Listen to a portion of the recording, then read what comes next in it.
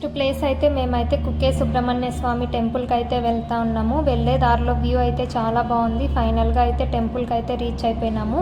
ఇక్కడైతే ఒక నది ఉంది. ఈ నదిలో కనుక స్నానం చేస్తే మనకి ఏవైనా చర్మ వ్యాధులు ఇలాంటివి ఏమన్నా ఉంటే అవంతా వెళ్ళిపోతాయంట.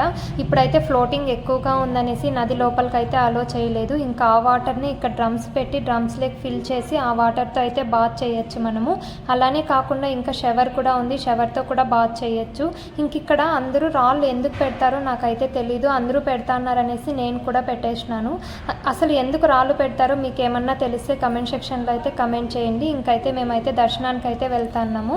దర్శనం అయితే చాలా బాగా జరిగింది. ఇంక ఇక్కడే భజన కూడా పాడుతూ ఉంటే భజన కొద్దిసేపు అయితే విన్నాము. ఇంకా ఇక్కడైతే ఒక లడ్డు వచ్చి 20 రూపీసే అంట. ఇంకా లడ్డు ఇవంతా తీసుకొని ప్రసాదాలు ఇంకైతే ఏమన్నా షాపింగ్ చేద్దామనేసి షాపింగ్ అయితే చేస్తూ ఉన్నాము. ఇంకా చాలా ప్లేసెస్కి అయితే వెళ్దాం అనుకున్నాము. కొన్ని కారణాల వల్ల వెళ్ళలేకపోయినాము. రిటర్న్ అయితే